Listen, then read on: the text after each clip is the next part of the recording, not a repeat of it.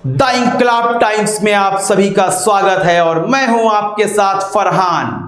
आत्मनिर्भर Bharat, make in India, यानी कि जो भी बनेगा भारत में बनेगा। काम करने वाले मजदूर भी भारत के होंगे, पूंजी कमाने वाले लोग भी भारत के होंगे।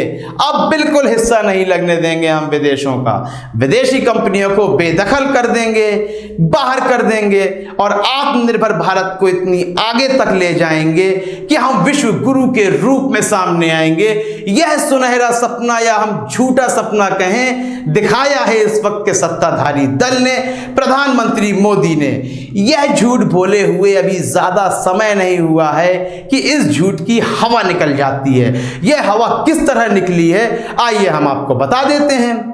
आपको याद होगा, डोनाल्ड ट्रंप ने कहा कि हम 200 वेंटिलेटर देंगे भारत के लिए। 200 वेंटिलेटर की बात सुन के अंधभक्त फड़फड़ाने लगे, आंखों में चमक उठ गई कि आखिर हमारे दोस्त ने, डोनाल्ड ट्रंप ने 200 वेंटिलेटर देने की बात कही है। लेकिन ये 200 वेंटिलेटर क्या फ्री में दिए जा रहे हैं, मुफ्त में दिए जा रहे हैं? बिल्कुल नहीं। यदि इनके आवन जावन का पूरा खर्चा मिला लें, वेंटिलेटर का जो खर्चा है वह मिला लें, तो हमें एक वेंटिलेटर करीब 9 से 10 लाख रुपए का मिलने वाला है।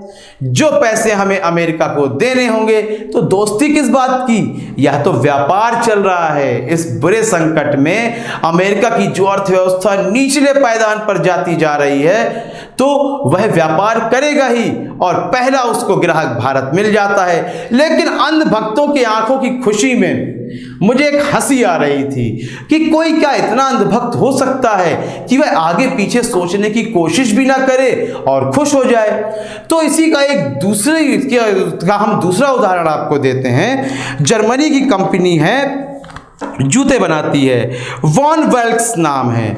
उसने अपनी कंपनी जो चाइना में यह निवेश करती थी, यह निवेश चाइना से हटा के भारत के आगरा में अब यह निवेश किया जाएगा। चाइना से छीन लिया गया।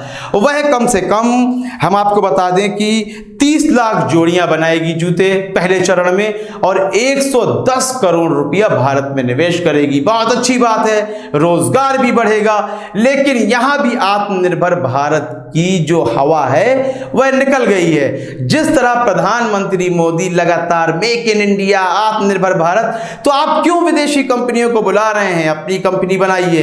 क्योंकि जब विदेशी कंपनी आएगी, मजदूर हमारे मेहनत करेंगे और उसका मोटा जो फायदा है वह जर्मनी में जाएगा। और हम वेंटिलेटर्स की जो बात कर रहे थे, IIT रुड़की ने साफ शब्दों में कहा था हम 20 से 25 हजार रुपए का एक वेंटिलेटर बना करके देंगे। लेकिन आत्मनिर्भर भारत जब आपको बनाना ही नहीं है, तो आप IIT रुड़की से क्यों वेंटिलेटर खरीदेंगे? बल्कि आपको डोनाल्ड